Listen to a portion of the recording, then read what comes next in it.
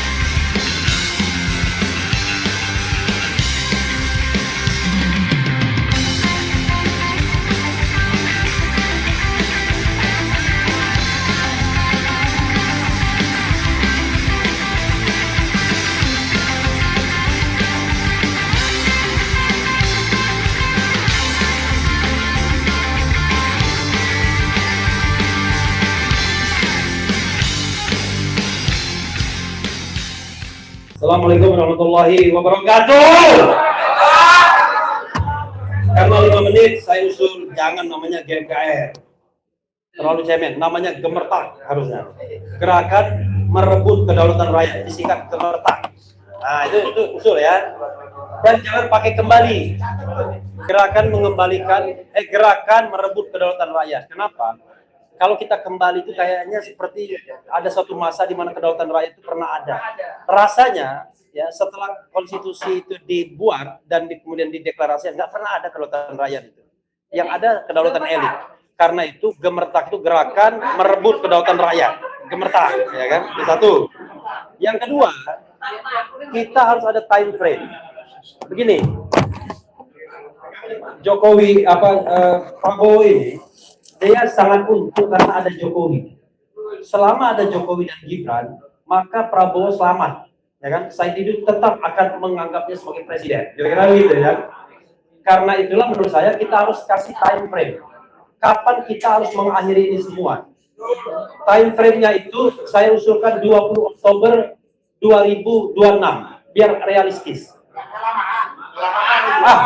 Tahun lalu juga bilang kelamaan, ternyata nggak ada apa-apa. Setelah 6 bulan nggak ada apa-apa, kita diam aja. Setelah 1 tahun nggak ada apa-apa, diam juga.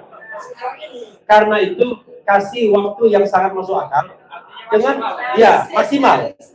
Jadi 20 Oktober itu targetnya adalah ya 2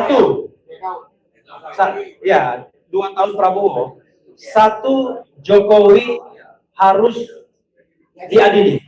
Tetapi ada juga yang kemudian mengizinkan ngapain kita mengadili Jokowi dengan korupnya pengadilan kita ini. Tiba-tiba begitu diadili bebas dia, ya kan? Tidak terbukti semua korupsinya. Bisa juga ada orang yang mengatakan, kenapa nggak kita sama-sama katakan aja?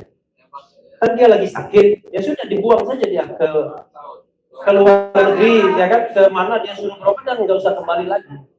Sehingga nanti dinastinya akan hancur dengan sendirinya. Itu menurut saya alasan yang masuk akal, manusiawi, tetapi juga menyelesaikan persoalan. Perlu dipertimbangkan. Kalau mengadili itu berlarut-larut, KPK dulu dan lain sebagainya. Padahal kalau besok lusa Jokowi di persona non grata akan selesai masalah kita. Benar nggak? Benar nggak? Karena kalian bicara adili. Iya, menghukumnya itu butuh proses lama. Dan saya tidak yakin itu waktu 1 tahun akan cukup untuk menghukumnya, karena prosesnya bertele-tele dan bisa jadi bebas ya. Oke. Nah, kalau Anda mengandalkan presiden, Anda ingin mengintervensi pengadilan. Kemudian pemakzulan Gibran itu ya, jangan didasarkan pada alasan politis. Nanti kalau Prabowo kemudian terjadi apa-apa digantikan Gibran, nah itu memang mekanisme konstitusional, memang iya, dia wakil presiden. Tapi harus didasarkan alasan konstitusional. Nah, saya sudah sebutkan berkali-kali alasan konstitusionalnya itu, dia melakukan kebohongan publik, perbuatan tercela, dia tidak lagi memenuhi syarat, dia melakukan tindak pidana berat 6 tahun. Jadi sudah 3 aspek itu terpenuhi semua. Selesai. Sehingga kita bisa memperjuangkannya secara moral konstitusional. Jadi jangan bicara mengenai nanti kalau Prabowo jatuh, Gibran naik dan lain sebagainya. Itu bukan alasan konstitusional, itu alasan politis yang tidak justified. Kemudian LSP diganti one thing for sure, itu adalah salah satu indikator bahwa Prabowo serius untuk berbuat baik bagi negara ini. Yang berikutnya kita kasih 1 bulan aja kalau LSP, ya kan?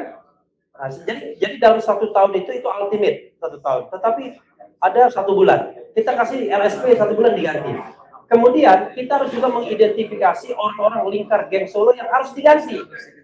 Ya kan? Karena yang saya tahu adalah Prabowo sulitnya minta ampun karena semua kebijakan, semua yang dikatakan itu akan dieksekusi dan semua geng Solo. Mulai dari lingkar terdekatnya sampai lingkar yang lebih besar, geng Solo semua. Jangan-jangan di antara kita nih geng Solo juga ada yang terima setoran setiap bulan. Angkat tangan siapa yang geng Solo di sini? Jangan-jangan geng Solo. Nah, kemudian yang terakhir ya, dua yang terakhir, kita ini harus real juga berjuangnya. Bebaskan mereka yang dikriminalisasi. Kan Rizal Fadila dengan gagal di sini, tapi gemetar juga deh kalau mau ditahan dan ditangkap. Emang enak, ya kan? Manusia kan, manusia adil kan? Bagaimana istrinya, bagaimana anaknya dan lain sebagainya. Karena itu harus ada gerakan yang sistematis untuk membebaskan mereka yang dikriminalisasi, terutama dalam kasus ijazah palsu. Di sini ada calonnya orang yang akan dihukum, ada Rizal Fadila, ada Roy Suryo. Masalah kita mau tahu dulu dia, padahal dalam hatinya deg juga ya. Ada Rizwan Hasil Al-Senter. Anda jangan mengorbankan orang seolah-olah kalau kita jadi pejuang harus bisa dipenjara. Orang bodoh namanya itu. Tolol. Ya. Tanyakan kepada Edi Mulyadi, kepada Munarman, enak apa ditangkap, ditahan tanpa kesalahan. Seumur hidup nggak akan lupa. How come? Jadi negara ini harus menangkap dan menahan orang yang salah, orang yang jahat. Tapi kalau orang yang tidak jahat, jangan ditangkap, karena itu menimbulkan luka seumur hidup. Tak bisa semuanya. Karena kemerdekaan untuk membebaskan, bukan untuk memenjarakan. Itu ya. Dan terakhir, last but not least adalah saya usul pentol korupsi. Ya, pentol korupsi itu adalah apa tadi ya? Perang total lawan korupsi. Ya, pentol korupsi, perang total lawan korupsi. Karena begini, yang namanya melengsarkan Jokowi good, melengsarkan Gibran good.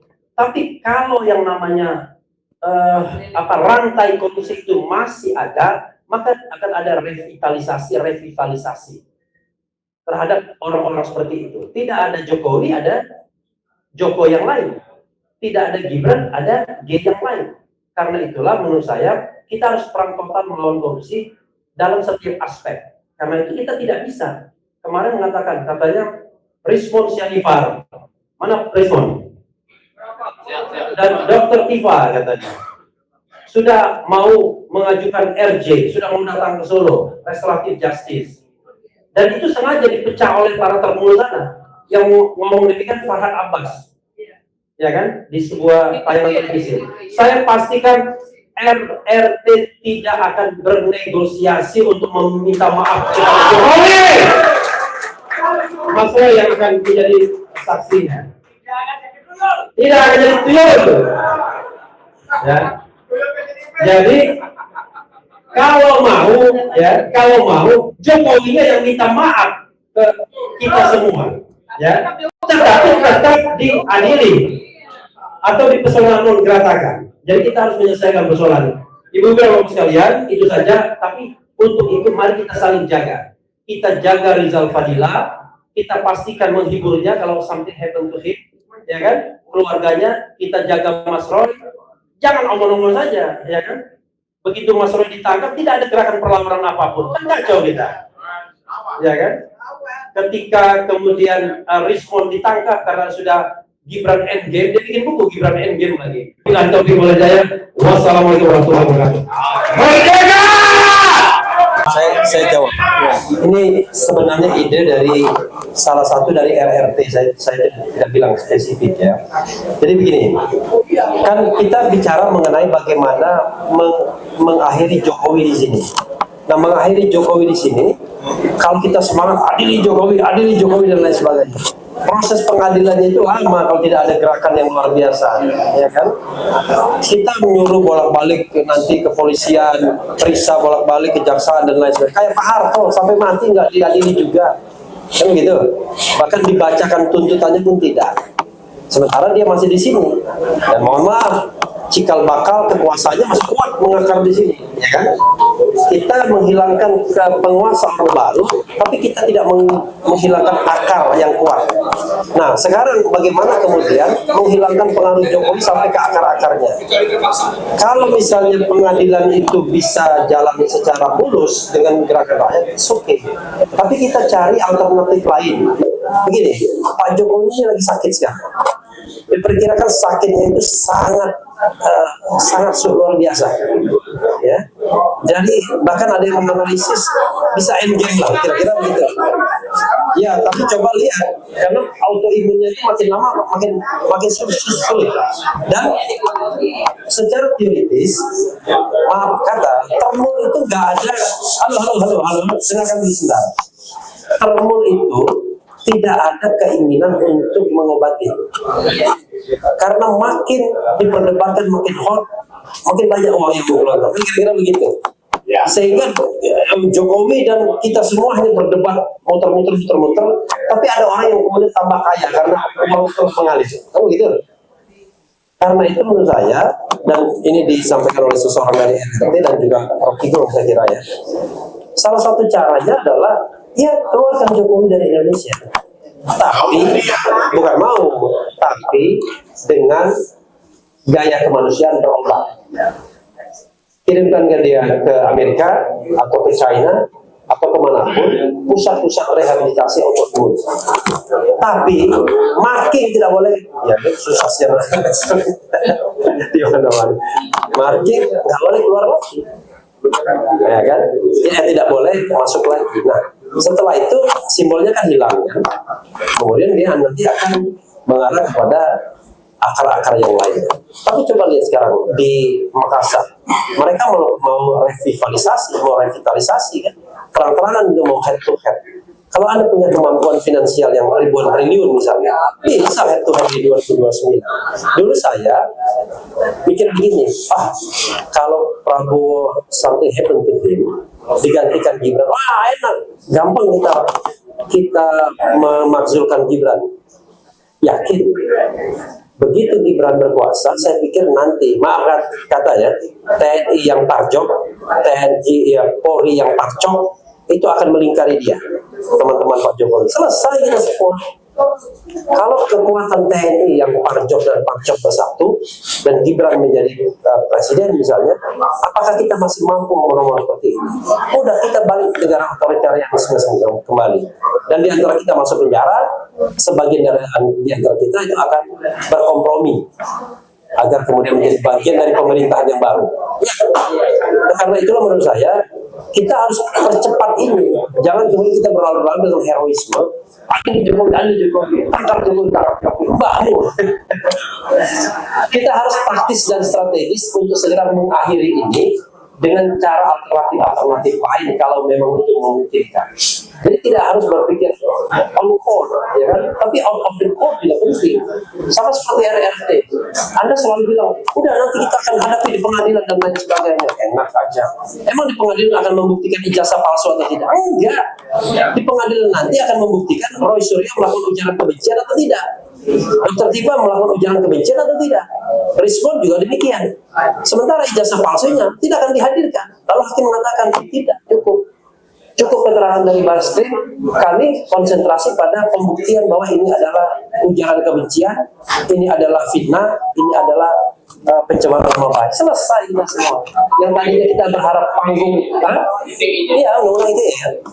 Yang kita harap tadi menjadi panggung besar membuktikan ijazah Jokowi dan gerakan, tidak terjadi karena markingnya masih kuat. Karena itu kuncinya adalah segera akhiri Jokowi dan Gibran, maka kemudian kekuatan dinasti politik ini juga akan berakhir, dan mereka-mereka yang tadinya memuji-muji lihat nanti Andi Aswan dan lain sebagainya balik ya kan semuanya. Itu saja saya kira, dan kita harus pikirkan ini dengan serius. Wassalamualaikum warahmatullahi wabarakatuh.